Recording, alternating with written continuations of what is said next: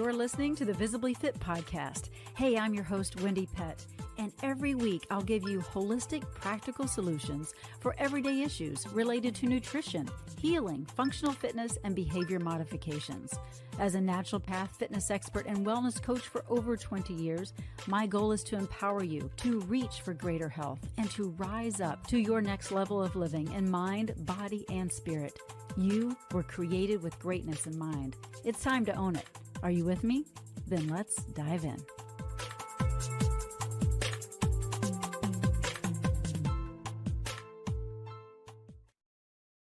Psalm 139:16 says, "All the days ordained for me were written in your book before one of them came to be." Welcome to the Visibly Fit podcast. I'm your host, Wendie Pett. Yes, God has ordained our days. He knows the number of our days. But the question is, and the thing that I want to talk about today on this episode is, do you believe that you and I have anything to do with that number of days that God has already in place for us? In my mind, the answer is yes. I believe that God does have that number because his word is true.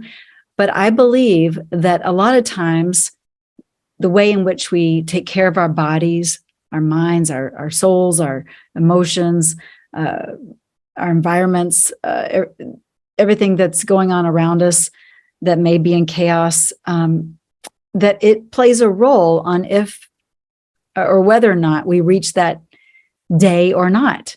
And so I think, it's my opinion, but I believe it's true, that we have more to play in that role than we give ourselves credit. So yes, God does know the number of days that we are to live. We don't know what they are, but we play a vital role on whether or not that number comes to pass. And so I bring all that up because we just celebrated my mother-in-law's 97th birthday. Her name is Carol. Her name means song of joy, and she is absolutely precious. I love her so very much. And she is just a hoot. She, if we were the same age, we would hang out. Like, she is so much fun. She's smart. She's witty. She is, she's just a very special human being, and we have a special relationship, and I'm so grateful for that. But she was born and raised in the same town. She lives in a little small town called New Ulm, Minnesota. It's a little small German town. And it's interesting because I'm going to get into why I believe not just genetics, yes, she has good genetics, but it goes over and beyond that. And we're going to talk about that further on this episode. But I wanted to, before I talk about Carol, I want to talk about a lady by the name of Erna Zahn, or Zahn. It's Zahn. I think it's Zahn. Anyway, she was Minnesota's oldest resident in 2022. So she just passed away last year. And guess how old she was? All right, you done guessing? Her age was 114 years old and 117 days. So, excuse me, not just 114, but 114 and 117 days old. And she lived in a small town in Wisconsin, a little small village, and lived in New Ulm shortly. I think she mainly grew up in New Ulm, but her early years were in Pett, Wisconsin. But I wanted to share about her because what a special woman this is. And I think this will inspire you to realize that we really have a lot to do with how long we live. We really do. She celebrated her earlier birthday parties, and I don't know what earlier means, but she would hang out with family and friends at Sleepy Eye Brewing Company. So that wouldn't be earlier. It'd be after 21 years of age, but I think that means earlier, like in her 90s. But it even says that she was riding a horse on her 99th birthday. Like, how cool is that? I love that. At the age of 8, she had quite a bit of responsibility. She had to cook the family dinner, and she would light wick lanterns while her mother worked at the family-owned general store, and that was in Pickett, Wisconsin. But here's a couple of things that really I loved about her, and I loved listening to, and I thought, or reading about, and I think you'll love listening about. She says, "Get out and shovel snow." Yes, well, it's great exercise is what she says. And if you're in Minnesota or Wisconsin, you're going to be shoveling snow at some point in time. But even well into your years, shovel snow. It'll keep you younger. She also says, eat breakfast. She says it's what keeps her going. A lot of people skip breakfast. So eat your breakfast. She also says, say your prayers, don't skip meals, and do not complain. Wow, that's something. She also says that her favorite foods include bananas and dark chocolate. Longevity does run in her family, she says. Her mother lived to be 95 and a half, but my goodness, she's a decade or more over that. But she lived by herself in an apartment until the ripe old age of 109. And at the time of her death, Erna Zahn was the oldest Minnesotan, third oldest American, and the 8th oldest person in the world, according to her obituary.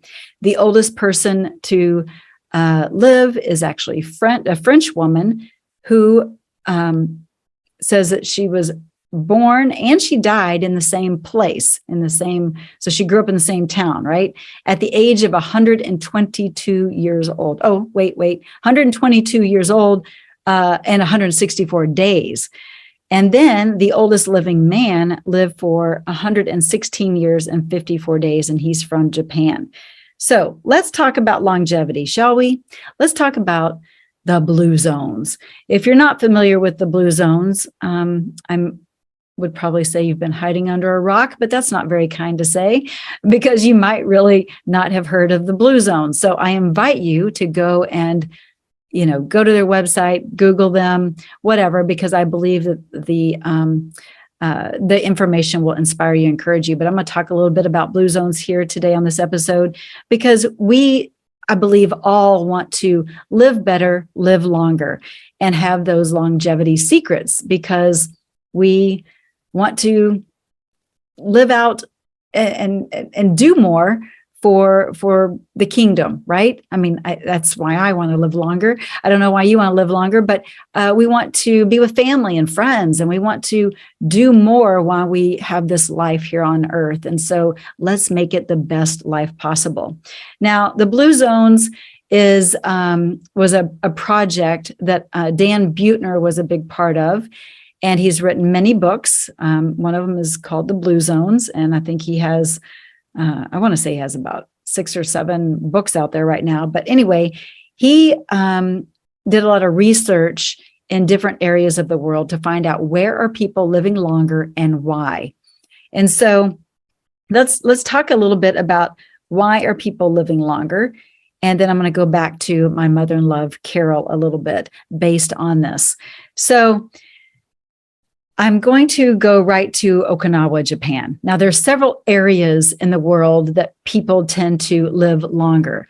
Now, interestingly enough, and unfortunately, a lot of the Western culture is starting to just kind of infiltrate some of those blue zone areas with the fast food and unhealthy lifestyle, but mainly through foods, right? Unhealthy foods. And it's kind of tweaking the numbers a bit, which is a shame. But Loma Linda, California is a place here in the United States that is known as a blue zone.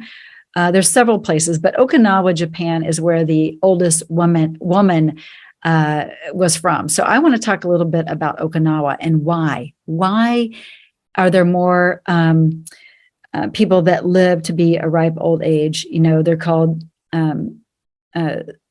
centenarians, not centurions. I've said that before. That's the wrong word, but it's centenarian. So I want to make sure I got that right, which it's not centurion, but centenarian. So Why are they living longer in Okinawa? Well, here's a few reasons why. One, they have something that's called a Moai group that they can lean into. A Moai group, MOAI, is basically what they call a group of lifelong friends or family support group that they do life with, right? So think about your church community, or think about your family first and foremost. Hopefully you have a healthy family that you can lean on, and it's a good support. If not, how is your church community? Think about small groups, how you're doing life and have the opportunity to do life with small groups. Or what about just in your community in general? Maybe it's with an organization that you're a part of, or maybe you are philanthropic in one area or another, that you have a good Moai support group where you're doing life together. This is one of the key ingredients to becoming as someone who is a centenarian, right? So a Moai group. This allows people to live longer, and the effects of a Moai group are incredible. Okinawans also have a strong sense of purpose. Now, I'm going to botch this word, kind of like centenarian, but it's Ikigai, Ikiagi. I don't know. But it's Ikigai, and that is their sense of purpose. They have a strong sense of purpose, something that is like, oh, I have a reason to get up in the morning. So do you know your purpose? Do you have that reason, that drive that's pushing you and propelling you out of bed each and every morning? And I don't just mean your job. Like that's maybe it's your job. Maybe your job is a big part of your purpose, but I would say the majority of people, their job is just their job. So really knowing your purpose will help you live longer. So the job is just part of that equation. Your purpose is the greater calling on your life. Again, what are you doing in your life that will give God glory, right? And if you don't know that purpose, let's dig down and find out what that is. But that's a big piece of the equation as well for Okinawans, is that they have a sense of purpose, even into their hundreds. They have a reason to live. They know that they are a gift and that they are special in the community. And there's a reason to keep pressing in and to be a mentor, so to speak, to others and to share their gifts and talents. Here's another reason. And you guys that have listened to this podcast long know that I'm going to be cheering this one on. They rely on a plant-based diet. They rely on a plant-based lifestyle. So that makes me very happy to share. They mainly have their meals of stir-fried vegetables, sweet potatoes, and tofu, which are, high in nutrients and low in calories. They have something that they bring in that is an antioxidant and compounds that helps to lower blood sugar, and that's I don't know if I'm going to botch this word too. This is going to be the episode of botched words. Goya, Goya, something that's found in Japan. So they are eating really healthy. Now, I'm going to put a little caveat on this because full disclosure, Okinawans do eat some pork. Now, do I recommend that you eat pork? No, this is not a green light to go and eat bacon. But they do this traditionally because during certain ceremonial occasions, they will have pork served. And it's just in small quantities, but mainly they are a plant-based culture. That's how they go about their life. They also garden. They have a garden, and they have thriving gardens. They enjoy gardening. It's exercise. It's that farm to table. They're getting the quality phytonutrients and phytochemicals that their body really deserves and needs at the cellular level to live at a ripe old age. So gardening is going to be a big piece of the puzzle. They eat a lot of soy. Now, too much of even good things can be bad things. So I don't recommend eating a lot of soy. I mean, I would recommend eating ample amounts, right? Like a couple times a week, no problem. I just had some incredible air fried tofu the other night, and it was so great, and it was crunchy, and oh my goodness, it was so, so good. Put some spices on there, loved it. But they eat a lot of fermented soy foods as well. So, whether it's tofu or tempeh or fermented other ways like natto, whatever, they are enjoying soy. And so that's made a big difference. And it's really good for their gut microbiome. Okay.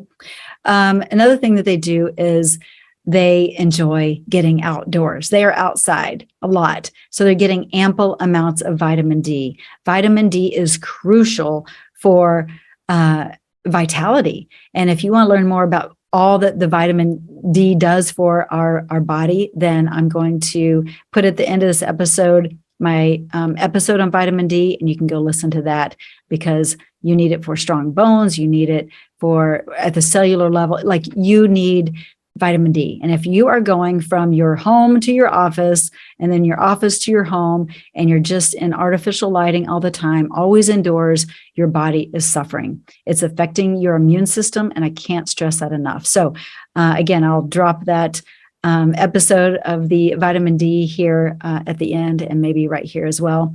But that way you can go listen to that after this episode. But they are outside a lot, and they're getting ample amounts of vitamin D. They stay active. Okay. They are moving their bodies. And I'm not talking like they're not running marathons, right? Like they are doing functional fitness. They're doing functional living. Like I mentioned, they were gardening.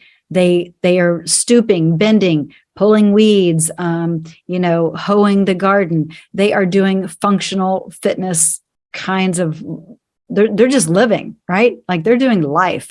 And most people, the average person is sedentary. They have an office kind of job, not average. I'm just saying a lot of people are sitting more often than just being active, right? And so that's a big part of the puzzle. They also, when they have their garden, they are planting medicinal type of crops. So ginger and turmeric, all anti-inflammatory, right?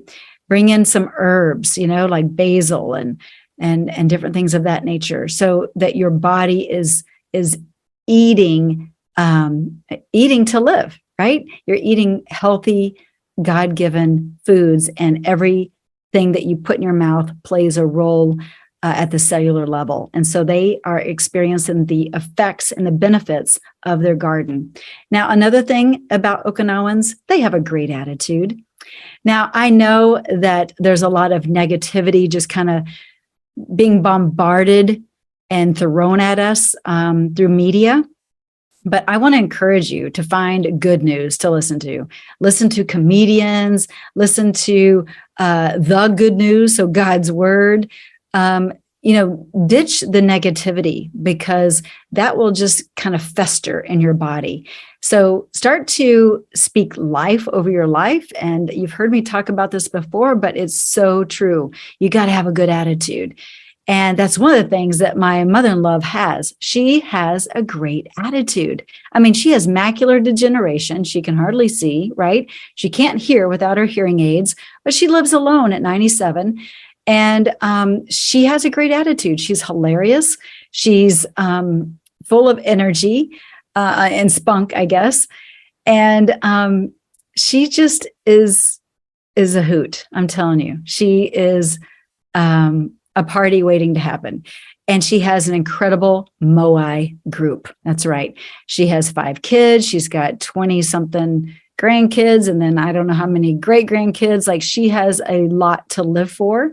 And she's always rehearsing kind of the life of her children and her grandkids and kind of what's going on. She's in the know. She's in the know of the community. She reminisces. She remembers what so-and-so did back in, I don't know, when they were 50. And I mean, she can tell you so much about this town. And then, even though maybe these people have passed on, their families still live in this community, and she knows about their children. And she's kind of in the know, and her kids, and keep her updated. And so it keeps her mind sharp, right?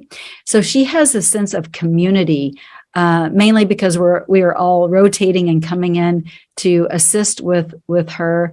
And when I say assist, I mean she lives alone, but we come and keep her company and take her out to lunch, and just care for her, love on her.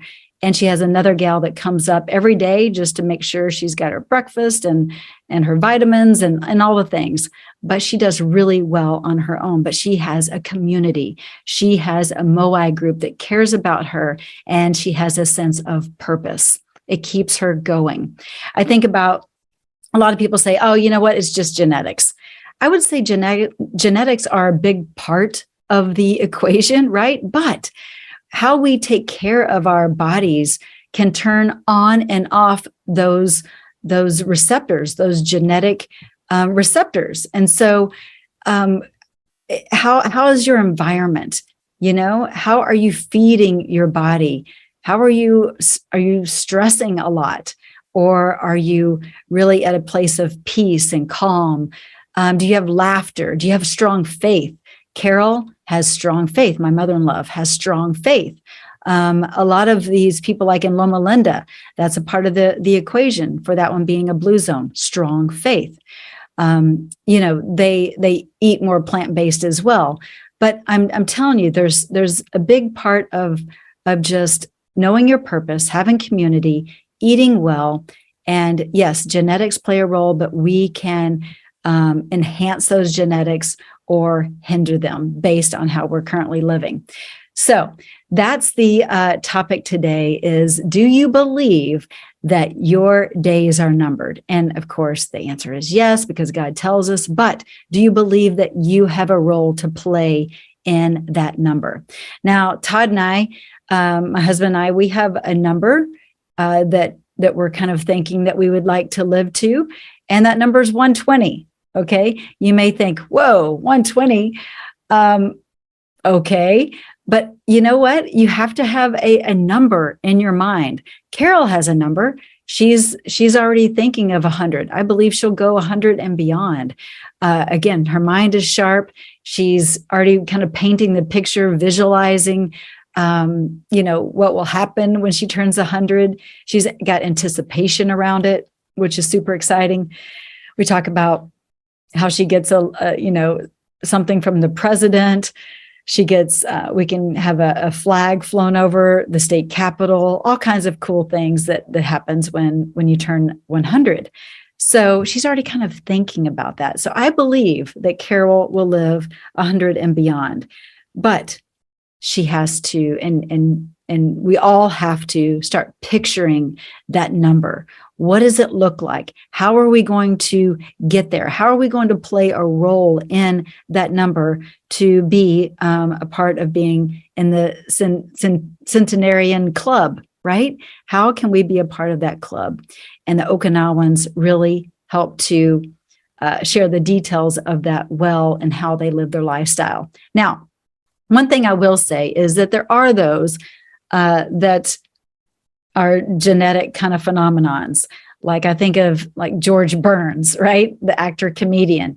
He smoked cigars, drank. I don't know. He didn't live the cleanest, purest life, but he lived to be 100 and a few weeks. And it's interesting because, again, he's an anomaly. He did have a contract that was signed at age 96, I found out, that he would do a stand-up comedy act in Vegas. And so for him to sign that agreement or that contract and already picturing his 100th, that may have given him maybe a few extra years. I don't know. I mean, God knows, but it was a sense of purpose or a goal, right, to strive for. I think of my my mother-in-law here, Carol, she doesn't eat the best, I must say. In fact, while we were celebrating her 97th birthday, the Schwann's man walked in.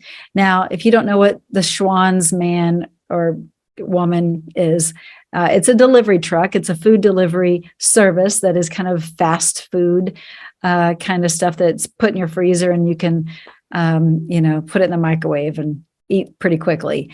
And Carol has been, we found out from the Schwann's man, this exact same guy has been serving her home for 29 years. Oh my word. That's what you get when you have a small town. You get to experience having the same service people for that long. Anyway, 29 years. So for that long, she has not been eating the healthiest. But I would imagine before that, she was probably eating pretty clean, farm to table, pretty fresh. But things changed over the years, right? We became more of a quick instant gratification kind of quick fix society where the foods changed, more preservatives, more chemicals. So things have changed for her. But in the earlier years, I believe she ate really well. Just like I have a great aunt that lived to be 97 or 98 herself. And man, she ate incredibly well most of her years. I have a great granny that lived to be 103, and she was a farmer. So it's all farm to table. So the foods today are not going to even compare to the foods then. But we do have a role to play. And so it may take us doing a little more work, meaning, having a garden, getting our foods from a co-op, or just doing more research and going out of the way in order to get our food so that we know that our food is better quality than just going to the grocery store, making sure it's organic, non-GMO, all the things. But it can be done. It can be done. So we just need to be aware and pay attention. But again, how's your community? Do you know your sense of purpose? What's getting you out of bed every day? Again, not your job. Your job may be part of that equation, but what is your sole purpose? And is it getting you out of bed every day? Eating whole food, plant-based, right? Big piece of the equation. Having a good attitude, big piece of the equation. Stressing less or learning how to release that stress. And we talk about that on this podcast as well through deep breathing and different exercises like that. But you have more control than you realize. That's what I wanted to share on this episode of Visibly Fit. So yes, your days are numbered, but you are part of that equation. So live well. And I hope to see you when you're 100. Yes, I do. I hope you see me when I'm 100 and then 120. That's my goal. So anyway, God bless you. And thanks for tuning into this episode. I hope it inspires you and encourages you. And if you haven't heard of the Blue Zones, go check out Blue Zones and just get in the know, get encouraged, get inspired, and take action for your best health. Because it not only affects you, but it does affect everyone. It affects your community. Look how just sharing the story of this woman from New Ulm that lived to be 114 and 117 days has inspired me, my husband, and so many people. And she lived life well, and she didn't stop living. At 99, she was going horseback riding. So, another thing too is sit on the floor more often. These Okinawans are up and down off the ground a lot. They eat their meals on the ground. They sit on the ground. Often when they're hanging out, in community, they are squatting, sitting. And so that's something else that will help with your lifespan as well. So, okay, hope this blessed you. Share this with others and make it a Visibly Fit day. And we'll see you next time right here on Visibly Fit. Take care. Well, that's a wrap for today's show. So thank you so much for tuning in. I love spending this time with you. To learn more and get more free resources, just head on over to wendiepett.com. And thank you in advance for sharing this episode and this podcast, following and subscribing not only to this podcast, but finding me on social media, Instagram, YouTube, Facebook, wherever you are. I'm probably there too. Until next week and our next podcast time together, make it a Visibly Fit day.